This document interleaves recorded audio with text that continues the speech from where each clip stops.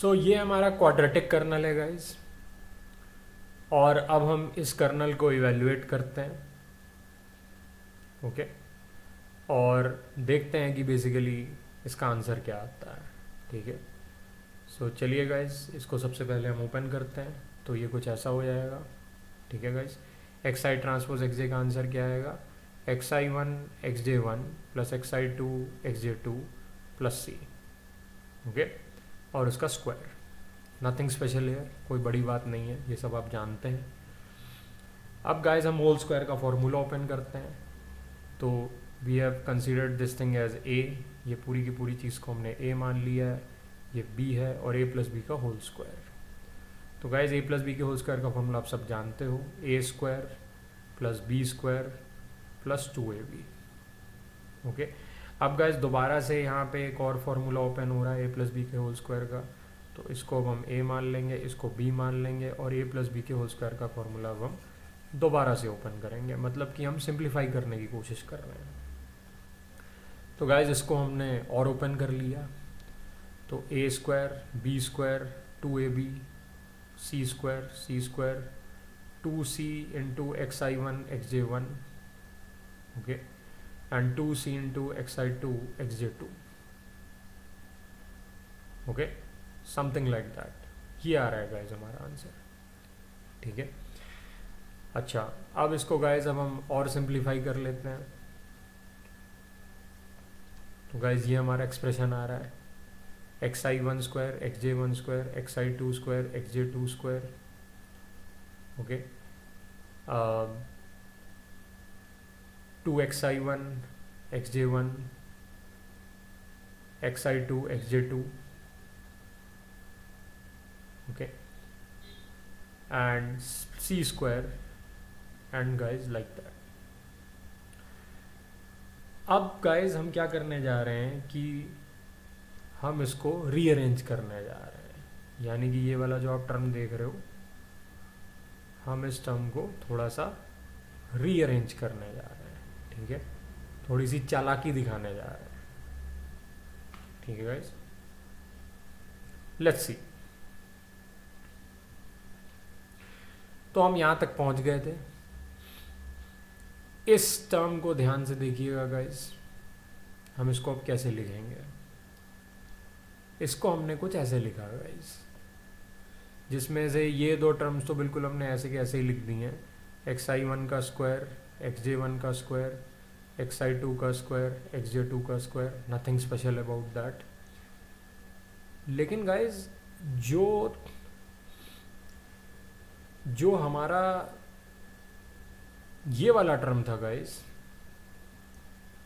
आप ध्यान से देखिए, इसको हमने कैसे लिख दिया है। इसको हमने लिख दिया है root two x I one into x I two multiplied by root two into x J one into x J two.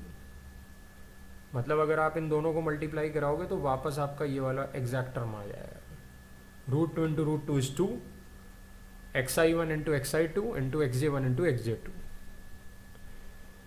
C square C into C में ब्रेक कर दिया हमने, और गाइज 2c एक्स आई वन इंटू एक्स जे one को हमने देखिए कैसे break कर दिया। 2c एक्स आई वन एक्स जे वन को हम क्या लिख सकते हैं, रूट टू सी एक्स आई वन इंटू रूट टू सी एक्स जे वन। इसको हमने ऐसे लिख दिया गाइज, रूट टू सी एक्स आई वन इंटू रूट टू सी एक्स जे वन। ओके, तो जब आप इन दोनों को मल्टीप्लाई कराएंगे तो आपका यही वाला टर्म आ जाएगा, 2c एक्स आई वन इंटू एक्स जे वन। ठीक है गाइज, ओके। उसी तरीके से गाइज ये जो हमारा लास्ट वाला टर्म था, इसको हमने कैसे लिख दिया, रूट टू सी एक्स आई टू इंटू रूट टू सी एक्स जे टू, हमने ऐसे लिख दिया गाइज। तो अब देखते हैं गाइज कि इस चीज़ को अब हम कैसे लिख सकते हैं। यहाँ पे आती है सबसे इंटरेस्टिंग चीज़ गाइज, कि अब हम इस चीज़ को कैसे लिख सकते हैं। ठीक है, अब आएगा जादू। अब आपको फीचर इंजीनियरिंग देखने को मिलेगी गाइस। कैसे, चलिए मैं आपको दिखाता हूं कैसे। अब आपका जो एक्स आई है वो ये बन गया है गाइस, और एक्स जे जो है वो ये बन गया है। आप इमेजिन करिए कि एक्स आई की सिचुएशन और एक्स जे की सिचुएशन साधारण जब आप डॉट प्रोडक्ट ले रहे थे, यानी कि एक्स आई ट्रांसपोज एक्स जे बस, यानी कि जब आपका कर्नल फंक्शन एक साधारण फंक्शन था जो कि बेसिकली दो वेक्टर्स के बीच का डॉट प्रोडक्ट था, तब क्या हो रहा था। और जब आपने अपने डॉट प्रोडक्ट के अंदर स्लाइट मॉडिफिकेशन किया, यानी कि प्लस सी करके स्क्वायर कर दिया, अब क्या हो रहा है। तो पहले आपके जो एक्स आई और एक्स जे वैक्टर थे वो ये और ये थे गाइस, यानी कि इनिशियली अगर देखा जाए तो आपका एक्स आई वैक्टर सिर्फ 2 डायमेंशन का था और एक्स जे वैक्टर भी सिर्फ 2 डायमेंशन का था। लेकिन वो स्लाइट मॉडिफिकेशन करते ही, यानी कि कर्नल फंक्शन को क्वाड्रेटिक कर्नल आपने बना दिया, यानी कि आपका पहले जो कर्नल फंक्शन था वो सिंपली डॉट प्रोडक्ट ले रहा था, यानी कि k of X I comma X J जो था guys, it was simply taking the dot product X I transpose x J, finish. And guys अगर आप उस समय इस टर्म को ओपन करते और वापस सिंप्लीफाई करते तो आपको पता चलता कि एक्स आई आपका वहीं का वहीं है, एक्स जे भी वहीं का वहीं है। लेकिन जैसे ही अपने कर्नल फंक्शन में हमने स्लाइट मॉडिफिकेशन किया, हमने अपने कर्नल फंक्शन को हल्का सा मॉडिफाई कर दिया, यानी कि हमने इसको बना दिया एक्स आई ट्रांसपोज एक्स जे प्लस सी होल स्क्वायर, हमने उसको वैसा बना दिया गाइस। ऐसा बनाने से क्या हुआ, ऐसा बनाने से गाइस ये हुआ कि जब हमने इस एक्सप्रेशन को पूरा सॉल्व किया तो हमें पता चला कि ये जो एक्सप्रेशन आ रहा है, ठीक है गाइस, किस एक्सप्रेशन की हम बात कर रहे हैं यहाँ पे, ये जो एक्सप्रेशन आ रहा है,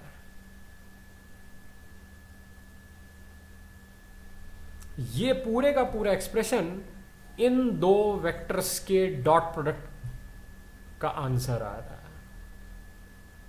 आप करके देख लीजिए, हमारा पहला वेक्टर एक्स आई है जिसमें ये 6 कंपोनेंट आ रहे हैं, और दूसरा वेक्टर एक्स जे है जिसमें ये 6 कंपोनेंट आ रहे हैं। आप दोनों का डॉट प्रोडक्ट निकाल के देख लीजिए आंसर क्या आएगा। अगर आप दोनों का डॉट प्रोडक्ट निकालेंगे गाइस तो आपका आंसर क्या आएगा, चलिए मैं बताता हूँ आपका आंसर क्या आएगा। एक्स आई ट्रांसपोज एक्स जे, एक्स आई 1 का स्क्वायर इंटू एक्स जे 1 का स्क्वायर पहला टर्म, प्लस एक्स आई 2 का स्क्वायर इंटू एक्स जे 2 का स्क्वायर दूसरा टर्म, प्लस रूट 2 एक्स आई 1 एक्स आई 2 इंटू रूट 2 एक्स जे 1 एक्स जे 2 तीसरा टर्म, प्लस सी इंटू सी चौथा टर्म, प्लस रूट 2 सी एक्स आई 1 into root 2 सी x जे 1, तो guys चौथा term, plus root 2 सी x आई 2 into root 2 सी x जे 2, यानी कि last term. तो guys आप देखिए कितनी अमेजिंग चीज हो रही है ये, मतलब अंदर ही अंदर आपने कुछ नहीं किया, आपने सिर्फ अपने दो वेक्टर्स के डॉट प्रोडक्ट को निकाल करके उसमें सी ऐड करके बस आपने स्क्वायर ले लिया उसका। दो वेक्टर्स का डॉट प्रोडक्ट तो आप बड़े बड़े आराम से निकाल सकते हैं एनपी डॉट डॉट से, उसमें आप एक छोटा सा नंबर भी बड़े आराम से ऐड कर सकते हो और स्क्वायर भी कर सकते हो। इसमें कितना टाइम लगता है कोडिंग के अंदर, ज़्यादा समय नहीं लगता है guys, fraction of a second भी नहीं लगता। लेकिन जब आप इस एक्सप्रेशन को ओपन कर रहे हो कि जब आपने ये चीज़ करी तो पीछे बैकग्राउंड में क्या हुआ, जब आपने इस चीज़ को एक्सप्लोर किया, ओपन करके देखा, तो आपको पता चला कि एक्चुअल में अब हुआ क्या है कि जो आपके दो ओरिजिनल फीचर वेक्टर्स थे वो हायर डायमेंशनल स्पेस में प्रोजेक्ट हो गए हैं।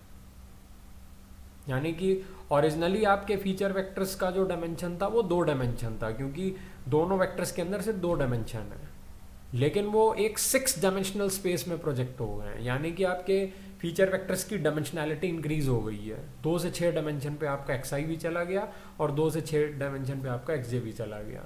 दोनों में सेम टाइप के इंजीनियर्ड फीचर्स हैं।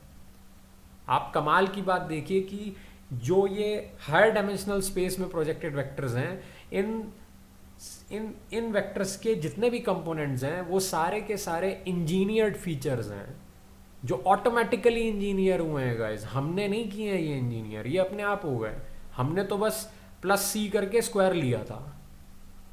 ये हमारी करी गई एक स्लाइट मॉडिफिकेशन थी, लेकिन बैकग्राउंड में अपने आप ऑटोमेटिकली हमारे जो फीचर्स हैं गाइस वो इंजीनियर हुए।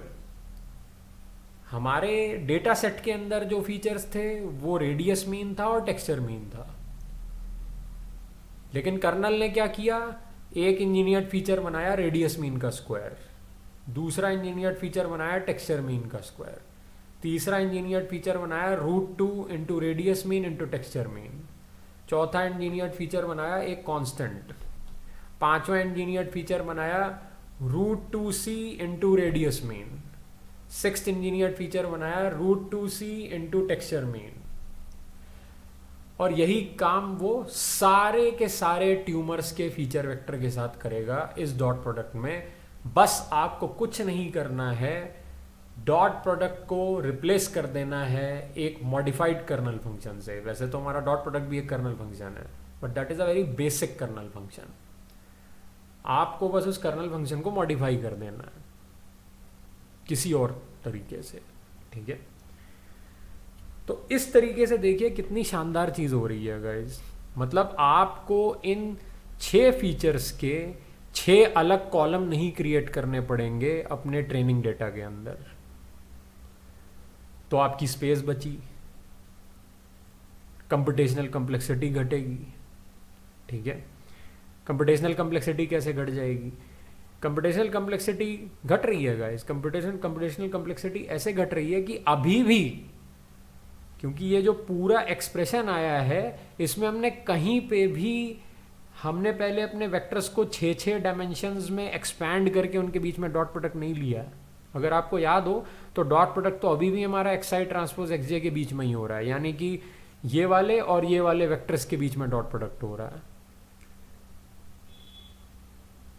यानी कि कैलकुलेशन में ज़्यादा समय नहीं लगेगा डॉट प्रोडक्ट में। डॉट प्रोडक्ट अभी भी ओरिजिनल फीचर्स के बीच में हो रहा है, लेकिन उसमें c ऐड करने से और स्क्वायर लेने से जो इफेक्ट आ रहा है वो इतना तगड़ा इफेक्ट है गाइस, इतना स्ट्रॉन्ग इफेक्ट है, इतना माइंड ब्लोइंग इफेक्ट है कि आपके जो फीचर्स हैं वो ऑटोमेटिकली हायर डायमेंशनल स्पेस में प्रोजेक्ट हो रहे हैं, लेकिन डॉट प्रोडक्ट आप ओरिजिनल स्पेस में ले रहे हो। This is amazing. सो ये है कर्नल फंक्शन का मैजिक। ये करता है गाइस कर्नल फंक्शन आपके लिए। कर्नल फंक्शन आपके वेक्टर्स को ऑटोमेटिकली हायर डायमेंशनल स्पेस में प्रोजेक्ट करके वहां पे उनका डॉट प्रोडक्ट लेकर के सीधा आपको इस एक्सप्रेशन का आंसर दे देगा। बिकॉज फ्रंट में तो आपने ये काम किया, लेकिन बैकएंड में अंदर ही अंदर कुछ ऐसा काम हुआ है, आपने इन 2 वेक्टर्स के बीच का डॉट प्रोडक्ट लिया। तो दिस इज अमेजिंग कि फीचर इंजीनियरिंग अपने आप हो रही है, अपने आप आपको फीचर हैंड कोड नहीं करने पड़ रहे। ये उसने अपनी मर्जी से ये फीचर्स बनाए हैं, आपने कुछ नहीं किया। आपने तो सिर्फ x transpose xj plus c का स्क्वायर लिया और उसने अंदर ही अंदर ऐसे वियर्ड टाइप के फीचर्स इंजीनियर कर दिए अपने आप कर्नल फंक्शन ने, क्वाड्रेटिक कर्नल फंक्शन ने। You don't have to do anything. That is the most amazing part about basically the dot product, और you can say kernel functions. तो ये है गाइस सबसे बड़ा फायदा डुअल प्रॉब्लम का, डुअल लैग्रांजियन फंक्शन का, क्योंकि इसके अंदर हम xi ट्रांसपोज xj की जगह पे वैलिड कर्नल्स ले सकते हैं। हाँ, अब आप कहोगे कि ये वैलिड कर्नल्स क्या होता है। ये अपने आप में एक बहुत ही ब्रॉड टॉपिक है कि वैलिड कर्नल्स क्या होते हैं, बट ऐसे देखा जाए गाइस तो कर्नल्स टू बी ऑनेस्ट जो है वो 4 टाइप के होते हैं। मतलब जो मोस्ट प्रोमिनेंट कर्नल्स हैं, जो अक्सर जिनके बारे में लोग एसवीएम में बात करते हैं, वो 4 टाइप के कर्नल्स हैं गाइस। एक होता है जिसे हम कहते हैं आइडेंटिटी कर्नल। आइडेंटिटी कर्नल का मतलब है गाइस कि अगर आप उस कर्नल फंक्शन को 2 वेक्टर्स पास करेंगे एक्स आई और एक्स जे, तो उन्हीं का डॉट प्रोडक्ट लेकर के आपको आंसर दे देगा। मतलब उसने बेसिकली जो आपके वेक्टर्स जो कर्नल फंक्शन के अंदर गए, आपके कर्नल फंक्शन ने उन वेक्टर्स के साथ कुछ ऐसा काम नहीं किया, मॉडिफाई नहीं किया उनको हायर डायमेंशनल स्पेस में प्रोजेक्ट नहीं किया, ठीक है, उनको उसी डायमेंशन में रहने दिया, मतलब अपने ओरिजिनल डायमेंशन में ही रहने दिया, और उन्हीं के बीच में डॉट प्रोडक्ट ले लिया, जो कि अगर देखा जाए तो हमारी डुअल प्रॉब्लम के लैग्रांजियन फंक्शन के अंदर बाय डिफॉल्ट आ रहा है ऑटोमेटिकली, एक्स आई ट्रांसपोज एक्स जे, वो भी एक कर्नल फंक्शन है। लेकिन अगर आप पॉलिनोमियल, अगर आप क्वाड्रेटिक कर्नल लेना चाहो तो वो भी ले सकते हो, जो हमने लिया, यानी कि एक्स आई ट्रांसपोज एक्स जे प्लस सी होल स्क्वायर। उससे क्या होगा, आपका x I hire dimensional space में प्रोजेक्ट हो जाएगा, एक्स जे हायर डायमेंशनल स्पेस में प्रोजेक्ट हो जाएगा। ओके,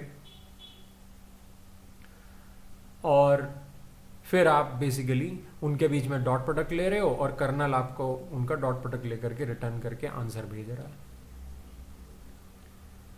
तो इस तरीके की चीजें जहां पे आप अपने डेटा को 2 डायमेंशनल स्पेस से 6 डायमेंशनल स्पेस में प्रोजेक्ट कर रहे हो without doing any major calculations और without doing any hand coded feature engineering, इस तरीके की चीज तभी इस्तेमाल होती है गाइस जब आपका डाटा नॉन लीनियरली सेपरेबल हो।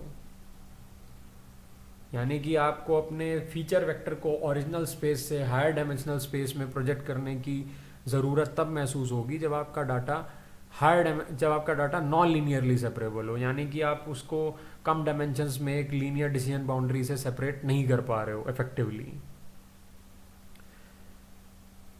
तो ये डुअल लैग्रांजियन फंक्शन ने हमें ऑटोमेटिकली एक ऐसी फैसिलिटी दे दी है कि उस फंक्शन के अंदर कर्नल फंक्शन है, यानी कि आप डुअल लैग्रांजियन फंक्शन के अंदर एक कर्नल फंक्शन ले सकते हो। अगर आपका डाटा लीनियरली सेपरेबल है तो आप आइडेंटिटी कर्नल लीजिए, यानी कि साधारण वाला कर्नल। अगर आपका डाटा नॉन लीनियरली सेपरेबल है तो आप बेसिकली इस तरीके का कर्नल ले सकते हैं, क्वाड्रेटिक कर्नल ले सकते हैं या पॉलिनोमियल कर्नल ले सकते हैं। अब पॉलिनोमियल कर्नल से मेरा क्या मतलब है गाइस? पॉलिनोमियल कर्नल से मेरा मतलब है कि एक्स आई ट्रांसपोज एक्स जे प्लस सी की पावर डी। अब गाइस यहाँ पे डी कुछ भी ले सकते हो आप, डी आप यहाँ पे 3 ले सकते हो, 4 ले सकते हो, 5 ले सकते हो, 100 ले सकते हो, कुछ भी ले सकते हो। कैन यू इमेजिन गाइस कि अगर आप यहाँ पे डी 100 ले लेते हो तो क्या होगा? अभी हमने यहाँ पे डी 2 लिया है, पावर 2 लिया, तो 6 डायमेंशंस में उसने हमारे फीचर वेक्टर्स को प्रोजेक्ट कर दिया है और फिर वहाँ जा करके उनका डॉट प्रोडक्ट निकाला है। अब आप सोचिए अगर डी आप 100 ले लेंगे तो सोचिए वो क्या करेगा, मतलब बैकग्राउंड में वो क्या करेगा। जिस इंसान को इस चीज़ का नॉलेज नहीं है कि एक्स आई ट्रांसपोज एक्स जे प्लस सी की पावर 100 करने से क्या हुआ, उसके लिए तो एक साधारण ऑपरेशन है, वो तो कहेगा इसमें कौन सी बड़ी बात है। 2 वेक्टर्स के बीच का डॉट प्रोडक्ट ले करके आपने उसे कांस्टेंट ऐड करके उसकी पावर 100 ले ली है, उसके लिए तो ये बहुत ही नॉर्मल सी चीज़ है। लेकिन हमें पता है कि जब आप इस एक्सप्रेशन को खोल रहे हो तो अंदर क्या चल रहा है, crazy stuff is happening inside. So that's the fantastic part about dual Lagrangian function, कि ये हमें कर्नल फंक्शन का यूज करना अलाउ करता है। इसका जो फॉर्मूला है डुअल लैग्रांजियन फंक्शन का, उसमें ऑटोमेटिकली अंदर कर्नल फंक्शन आ रहा है। और कर्नल फंक्शन के फ़ायदे तो मैं आपको गिना ही चुका हूँ कि क्या है। ना तो आपको हैंड कोडेड फीचर्स खुद से बनाने पड़ते हैं, ऑटोमेटिकली अंदर ही अंदर फीचर इंजीनियर हो जाते हैं, ऑटोमेटिकली उनके बीच में डॉट प्रोडक्ट हो जाता है और आपको ऑटोमेटिकली आंसर भी मिल जाता है, which is a perfect candidate for non linearly separable data. ये है हमारा पॉलिनोमियल कर्नल, यानी कि जहाँ पे आप पावर 2 भी ले सकते हो, 3 भी ले सकते हो, कुछ भी ले सकते हो। एक लास्ट कर्नल होता है गाइस जो कि अक्सर सपोर्ट वेक्टर मशीन्स एल्गोरिदम में बहुत ज़्यादा यूज़ किया जाता है, which is called RBF kernel या गॉसियन कर्नल कह लीजिए आप उसे। कुछ लोग गॉसियन कर्नल कहते हैं, कुछ लोग आरबीएफ कर्नल कहते हैं। RBF stands for radial basis functions.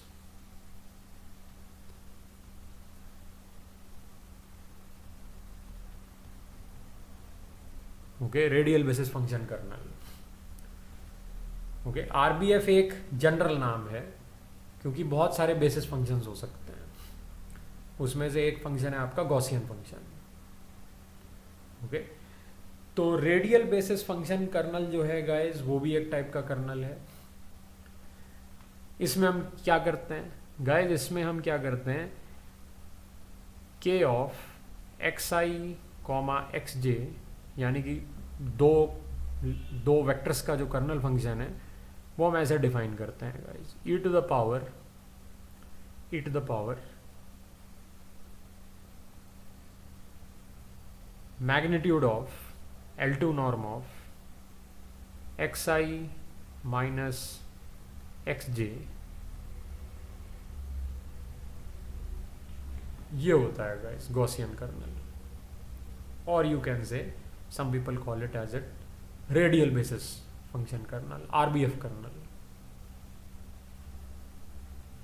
Okay guys, so is the same story and I guess यहाँ पे मेरे ख्याल से एक माइनस साइन होता है guys, I'm not sure about that. तो मैं इसको नेक्स्ट लेक्चर में एक बार दोबारा से आपको क्लैरिफाई कर दूंगा क्रॉस चेक करके, बट आई गेस यहाँ पे एक माइनस साइन भी होता है गाइस, ठीक है। I am not 100% sure about that, so I will clarify this thing in the next lecture. So this is the RBF kernel. ये कर्नल क्या करता है गाइस कि ये कर्नल आपके एक्सआई वेक्टर को और एक्सजे वेक्टर को इनफाइनाइट डायमेंशनल स्पेस में प्रोजेक्ट कर देता है। 6 डायमेंशन भी नहीं, 10 डायमेंशन भी नहीं, इनफाइनाइट डायमेंशनल, यानी कि उसने एक्सआई को लिया 2 डायमेंशन का, उसे इनफाइनाइट डायमेंशन का बना दिया, यानी कि बहुत ही लंबा इनफाइनाइट डायमेंशनल कॉलम वेक्टर, और एक्सजे को भी बहुत ही लंबा इनफाइनाइट डायमेंशनल कॉलम वेक्टर बना दिया। दोनों के बीच में डॉट प्रोडक्ट लिया और डॉट प्रोडक्ट लेकर के आपको आंसर रिटर्न कर दिया। This is what RBF kernel is suppose to do, this is what RBF kernel is doing. Okay, but I know इस एक्सप्रेशन को देख करके आपको बिल्कुल भी नहीं लग रहा होगा कि ये कुछ ऐसा कर रहा होगा, एंड आई नो कि अब आपके मन में एक नेचुरल सा क्वेश्चन जाग रहा होगा कि हाउ इज इट पॉसिबल कि ये आरबीएफ कर्नल 2 वेक्टर्स को इनफाइनाइट डायमेंशनल स्पेस में प्रोजेक्ट करके उनका डॉट प्रोडक्ट ले रहा होगा और हमें आंसर दे रहा होगा।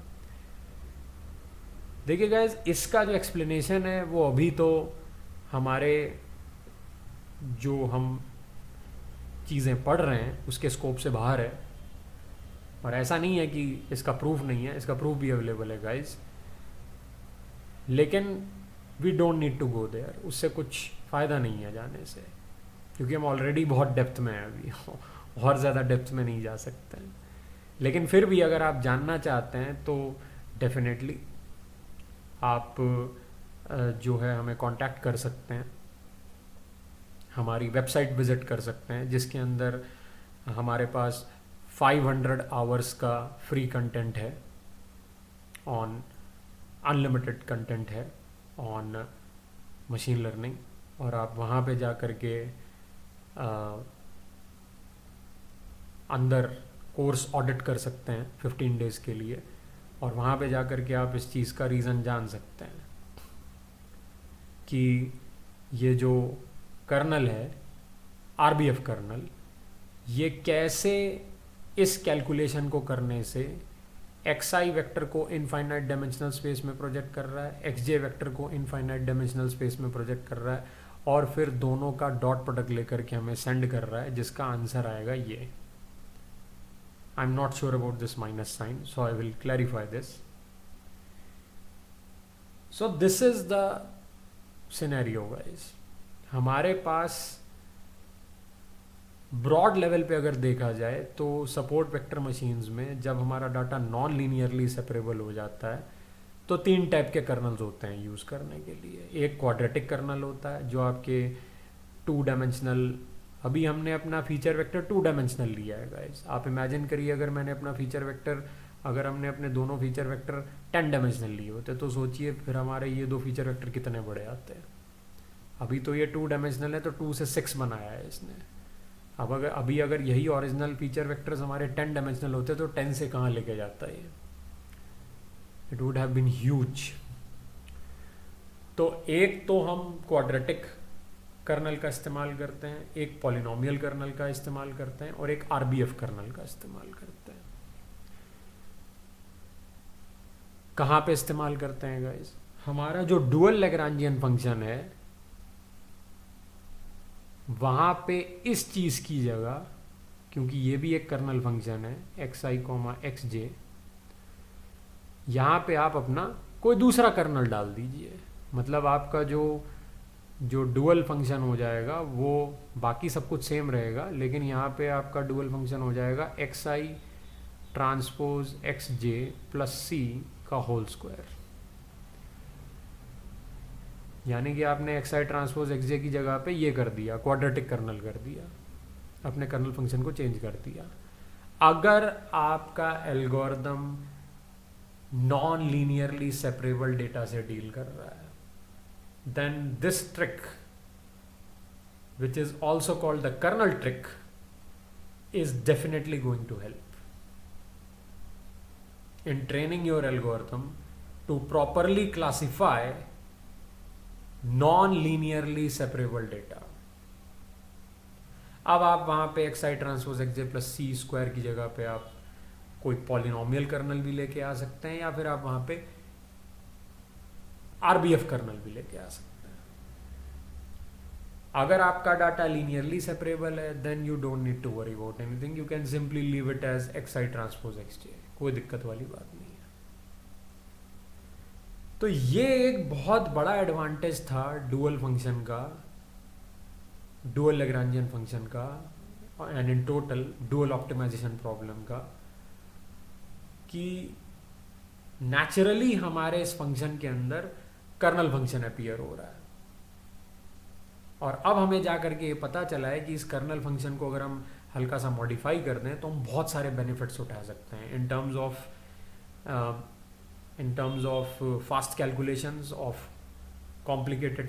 Fast calculations of complicated expressions, and memory भी गाइस हमारी वेस्ट नहीं होगी, स्पेस कॉम्प्लेक्सिटी से होगी, क्योंकि फीचर्स को हमें मैनुअली हैंड कोड नहीं करना पड़ेगा।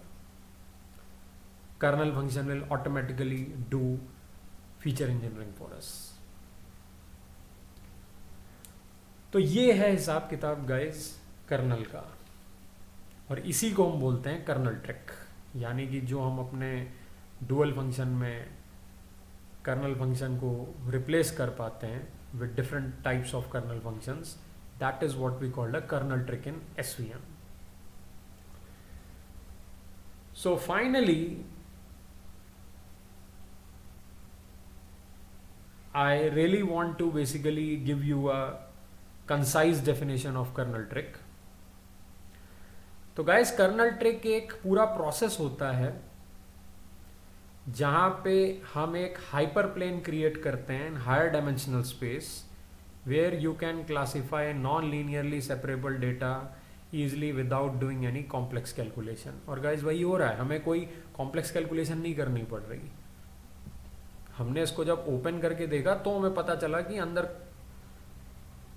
तो बहुत कुछ हो रहा है बैकग्राउंड में, lot of complex calculation is going on, लेकिन what we are doing on the top is simply this। अगर ये रिजल्ट किसका आंसर है? ये रिजल्ट है सिर्फ इस चीज का आंसर। तो टॉप पे हमको बस इतना काम करना है गाइस, लेकिन ये मैंने आपको सिर्फ एक्सपैंड करके दिखाया है just to give you a feel कि जब आप बड़े आराम से यहाँ पे डॉट प्रोडक्ट लेकर के कांस्टेंट ऐड करके स्क्वायर ले रहे होते हो तो अंदर ही अंदर इन दो फीचर वेक्टर्स के बीच का डॉट प्रोडक्ट हो रहा होता है। जो कि पूरे तरीके से हायर डायमेंशनल स्पेस में जा करके ट्रांसफॉर्म हो चुके हैं और फीचर इंजीनियरिंग हो चुकी है, और वहाँ पे आप उनका डॉट प्रोडक्ट ले रहे हो। और ये कौन पॉसिबल कर रहा है हमारे लिए? कर्नल फंक्शंस पॉसिबल कर रहा है, without doing any complex calculation, just by doing this calculation, okay, in the dual function, dual Lagrangian function. And that is why हम डुअल प्रॉब्लम को लेकर के अब और भी ज़्यादा सीरियस हैं, because we are interested in solving dual problem, because dual problem is offering us that opportunity कि हम वहाँ पे अपनी मन चाहे कर्नल फंक्शन का इस्तेमाल करके non linearly separable data set को भी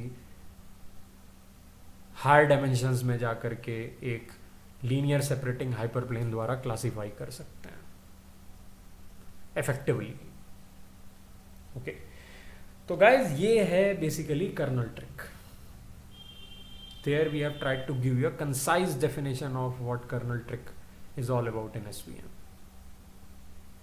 चलिए अब हम आपको कुछ विजुअल फील देने की कोशिश करते हैं कि कैसे कर्नल ट्रिक काम कर रही है। ये जो कर्नल फंक्शन हम मॉडिफाई कर रहे हैं, क्वाड्रेटिक बना रहे हैं, हम कह रहे हैं इंजीनियर्ड फीचर्स आ गए, हायर डायमेंशंस में चले गए, तो कैसे ये कर्नल ट्रिक काम कर रही है गाइस? कैसे ये हमारे डेटा को हायर डायमेंशंस में प्रॉपर तरीके से क्लासीफाई कर रही है? Let's try to understand. तो पहला एग्जांपल देखते हैं गाइस। मान लीजिए हमारे पास कुछ डेटा पॉइंट्स हैं। रेड वाले डेटा पॉइंट्स पॉजिटिव कैटेगरी को बिलोंग करते हैं, ब्लू वाले डेटा पॉइंट्स नेगेटिव कैटेगरी को बिलोंग करते हैं। और गाइस यहाँ पे हमने सिर्फ एक एक्सेस दिखा रखी है, मतलब ये this is only x axis. ये एक्स एक्सेस एक फीचर की एक्सेस है। हम कोई क्लासिफिकेशन प्रॉब्लम सॉल्व करने की कोशिश कर रहे हैं, एक डेटा सेट के अंदर हम क्लासिफिकेशन करना चाहते हैं, लेकिन द थिंग इज दैट उस डेटा सेट में हमारे पास सिर्फ दो ही कॉलम, एक फीचर वाला कॉलम और एक कैटेगरी वाला कॉलम। कैटेगरी वाले कॉलम को हमने कलर से रिप्रेजेंट किया है और फीचर वाले कॉलम को हमने इन पॉइंट्स की दूरी से रिप्रेजेंट किया है। Let's say it is starting from 0, ठीक है। तो फीचर की वैल्यू आपकी यहाँ से स्टार्ट हो रही है, ये आपका ओरिजिन है, और आप इस डायरेक्शन में आगे की तरफ बढ़ रहे हो, और आपके पॉइंट्स अलग अलग वैल्यूज पे आ रहे हैं। You can clearly see guys कि इस तरीके के डेटा को बहुत ही आसान है एक लीनियर डिसीजन बाउंड्री से क्लासीफाई करना। देखिए बड़े आराम से क्लासीफाई हो गया आपका डाटा। इस डिसीजन बाउंड्री के लेफ्ट हैंड साइड में सारे रेड वाले पॉइंट्स हैं और राइट हैंड साइड में सारे ब्लू वाले पॉइंट्स हैं। ओके, चलिए गाइज एक और एग्जांपल लेते हैं।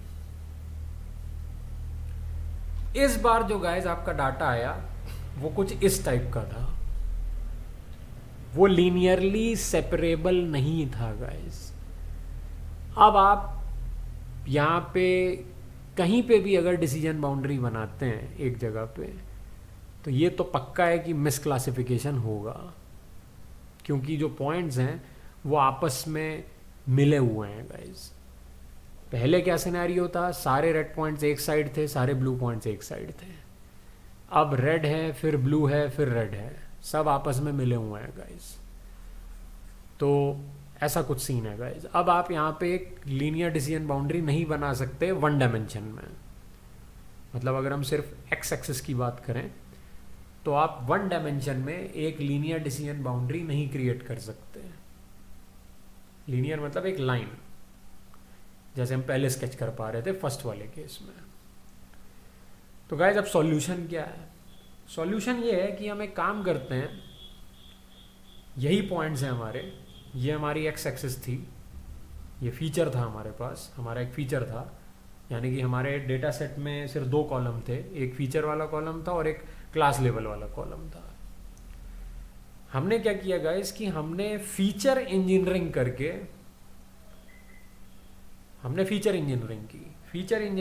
हमने एक डायमेंशन इंक्रीज कर लिया, यानी कि हमने अपने डेटा सेट में एक कॉलम ऐड कर लिया, जो कि एसवीएम हमारे लिए ऑटोमेटिकली कर रहा है।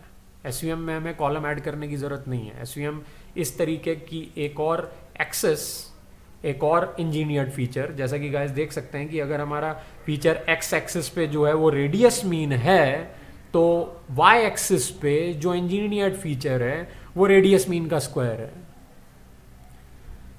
तो गाइस हमने यहाँ पे एक इंजीनियर्ड फीचर की एक्सिस, मतलब हमारा डाटा 1D में था लेकिन अब हम 2D में ले आए हैं अपने डाटा को, मतलब हम एक एक्सिस हमने और क्रिएट कर दी है एक्स स्क्वायर।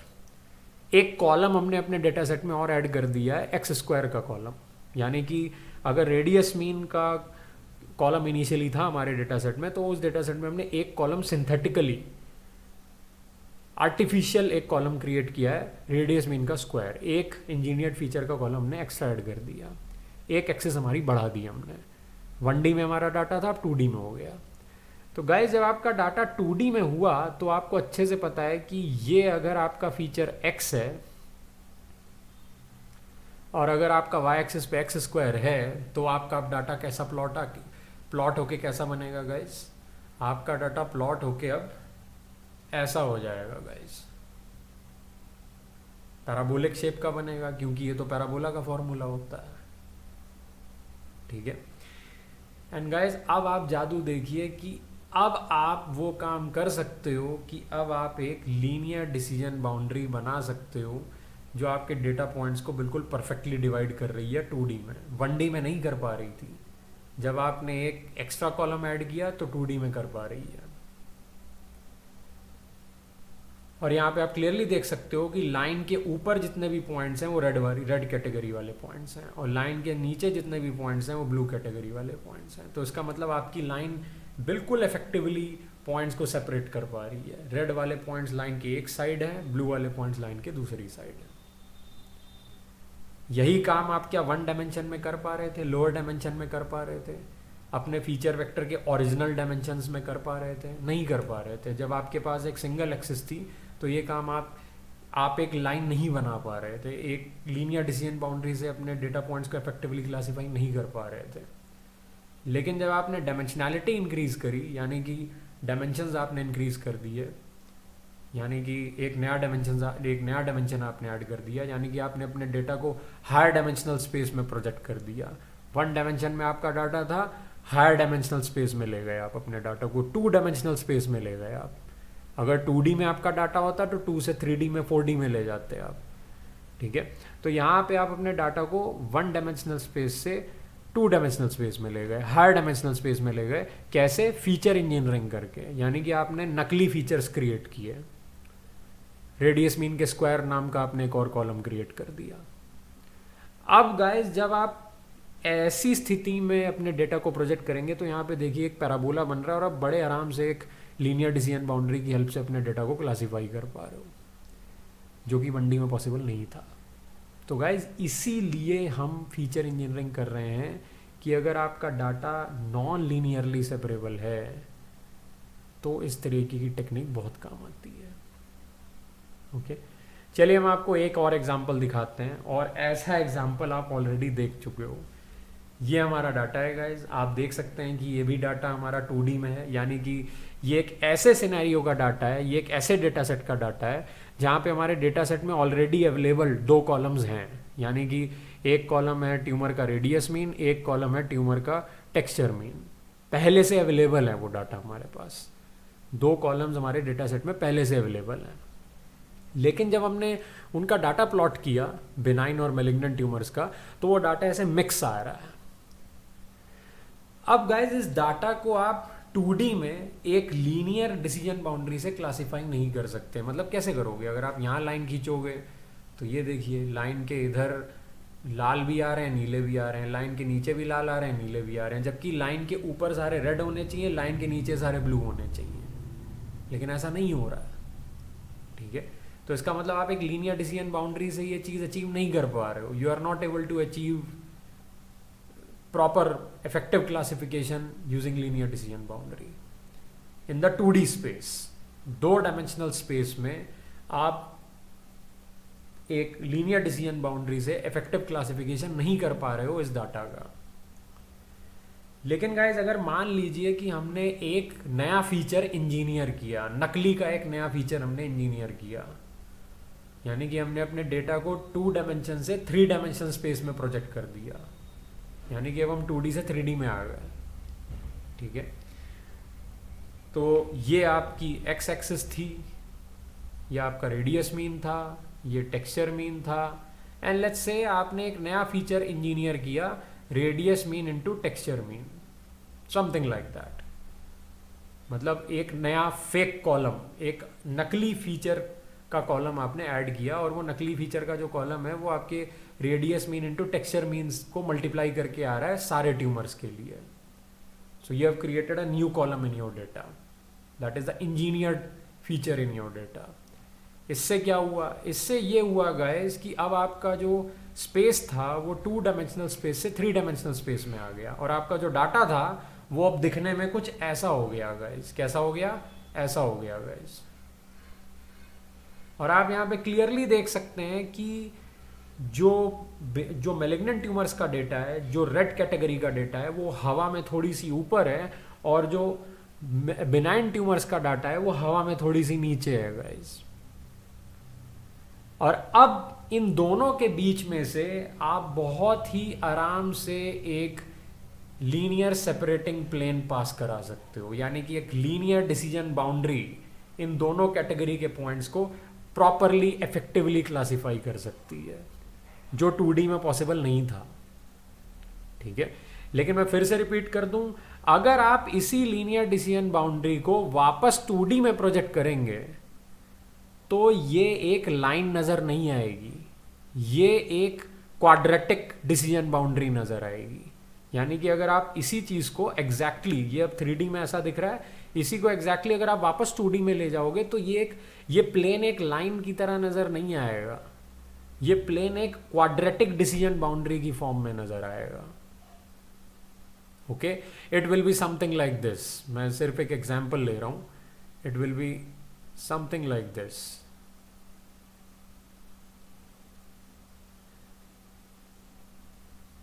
मतलब लाइन के ऊपर ऊपर सारे रेड वाले पॉइंट होंगे, लाइन के नीचे नीचे सारे ब्लू वाले पॉइंट होंगे। तो एक बहुत ही अजीब सी एक विगली टाइप की डिसीजन बाउंड्री बन के आएगी अगर आप सेम इस सिनेरियो को एग्जैक्टली वापस 2D में जाके देखते हो। लेकिन 3D में ये क्या नजर आ रहा है आपको गाइस? एक प्लेन नजर आ रहा है, एक linear separating plane, that is the linear decision boundary.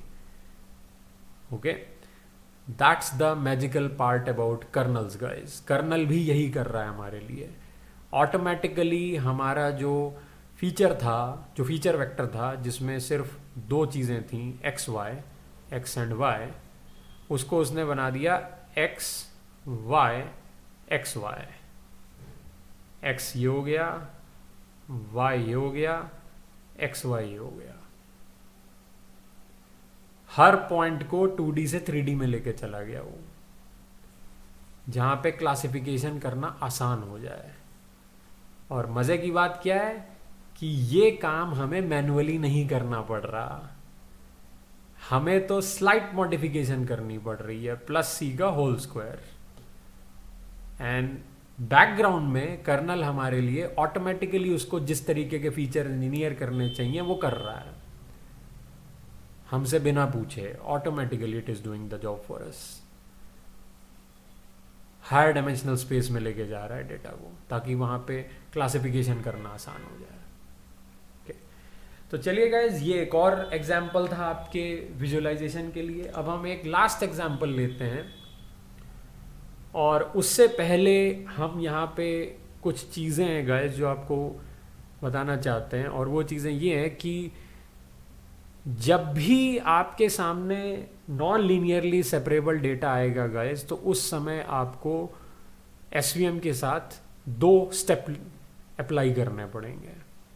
ठीक है, मतलब आप 2 स्टेप अप्लाई नहीं करोगे, वो 2 स्टेप अप्लाई होंगे जब आप कर्नल ट्रिक लगाओगे। ठीक है, पहला स्टेप क्या होगा? पहला step involves the transformation of the original training data into higher dimensional data using non linear mapping. Guys, non linear mapping मतलब कर्नल ट्रिक। मतलब आप अपने हर ट्रेनिंग एग्जाम्पल के फीचर वेक्टर को कर्नल फंक्शन से पास कराओगे, एक नॉन लीनियर ट्रांसफॉर्मेशन से पास कराओगे, जैसे कि अभी हमने कराया था। 2 dimensional feature vector 6 dimensional feature vector में कन्वर्ट हो गए थे, एक नॉन लीनियर ट्रांसफॉर्मेशन हो गया था। ठीक है, एक बार आपका सारा डाटा ट्रांसफॉर्म हो गया हायर डायमेंशन में, यानी कि 2 से 6 डायमेंशन में या 2 से 3 डायमेंशन में या 1 से 2 डायमेंशन में, सेकेंड स्टेप में आपको क्या करना है, finding a linear separating hyper plane in the new space. Obvious सी बात है गाइज, अब आपको वो नॉन लीनियर सेपरेटिंग डेटा के को बढ़िया तरीके से क्लासीफाई करने के लिए एक लीनियर सेपरेटिंग हाइपर प्लेन ढूंढना आसान हो जाएगा। ओके, और वो प्लेन जो होगा गाइज वो होगा एक मैक्सिमम मार्जिन हाइपर प्लेन। ठीक है, the maximum margin hyper plane found in the new space corresponds to a non linear separating hyper surface in the original space. बिल्कुल सही बात है, जो बात मैंने भी आपसे बोली कि higher dimensional plane, higher dimensional space में तो वो चीज़ आपको एक प्लेन नज़र आएगी, लेकिन अगर आप वापस उसे ओरिजिनल स्पेस में ले जाओगे जहाँ से आप आ रहे हो, यानी कि अगर आप 3D से वापस 2D में चले जाओगे, जैसे हमने लास्ट वाले एग्जाम्पल में देखा, तो वो जो प्लेन था गाइस, जो आपको 3D में एक प्लेन नज़र आ रहा था, वो आपको 2D में एक नॉन लीनियर सेपरेटिंग सरफेस नज़र आएगा, यानी कि non linear separating decision boundary नज़र आएगी, या सरफेस हो सकता है या हाइपर सरफेस हो सकता है। ऐसा हम क्यों बोल रहे हैं गाइस? ऐसा हम इसलिए बोल रहे हैं क्योंकि कोई ज़रूरी नहीं है कि आप 3D से 2D में जा रहे हो। अगर आप 10D से 5D में जा रहे हो तो 5D में तो वो जो चीज़ होगी गाइस वो हाइपर सरफेस कहलाएगी, वो कोई डिसीजन बाउंड्री नहीं होगी, वो एक हाइपर सरफेस होगा।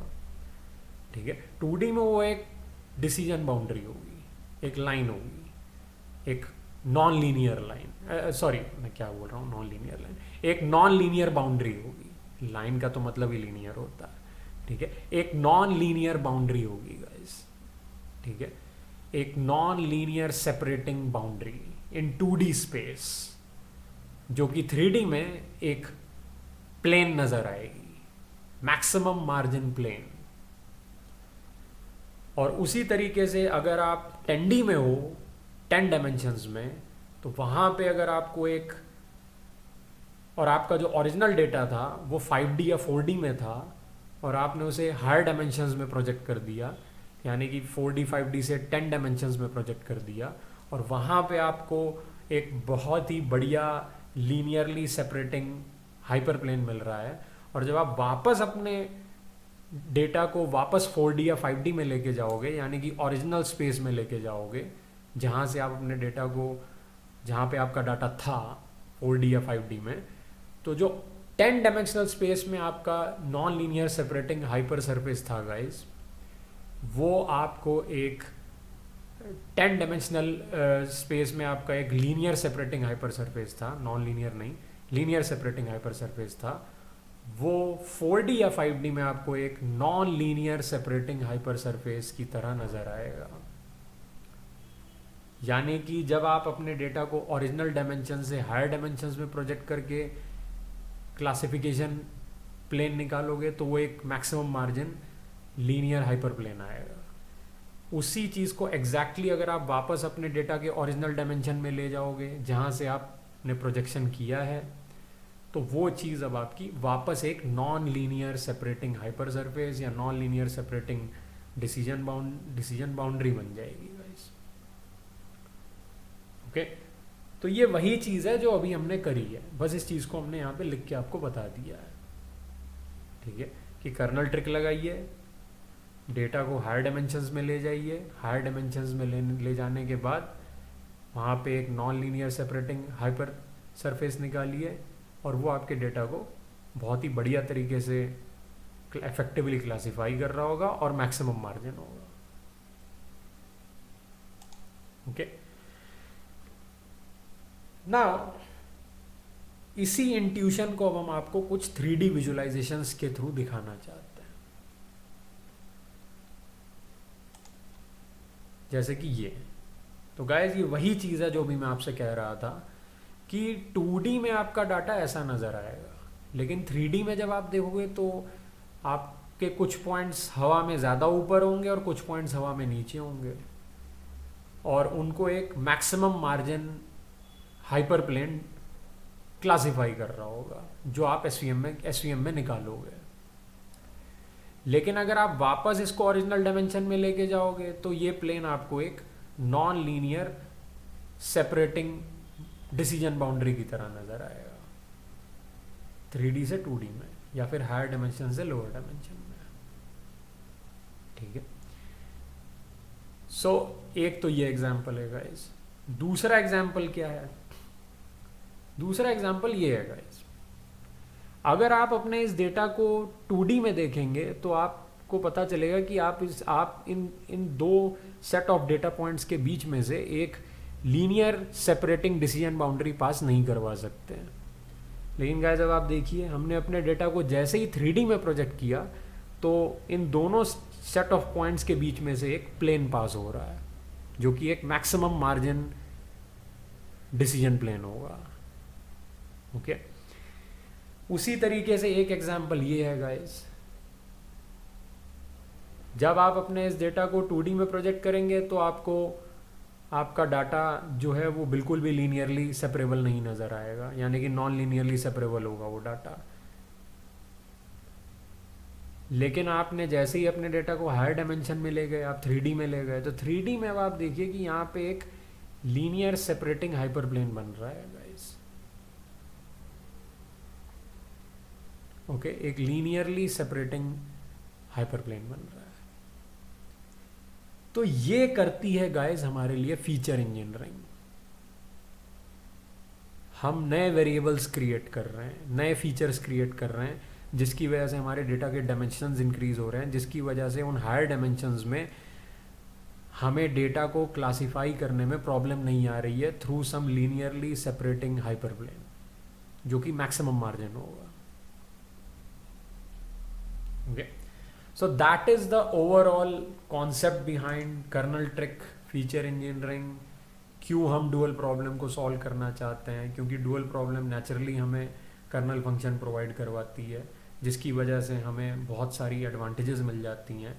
एक तो हमें फीचर्स को हैंड कोड नहीं करना पड़ता है, फीचर इंजीनियरिंग करने के लिए हमें हैंड कोड फीचर्स नहीं करने पड़ते हैं, स्पेस कॉम्प्लेक्सिटी बचती है, टाइम कॉम्प्लेक्सिटी बचती है। Okay, that's an amazing thing। so that's it for this lecture guys, and हम अपनी जर्नी को और आगे कंटिन्यू करेंगे in the next lecture। okay, thank you।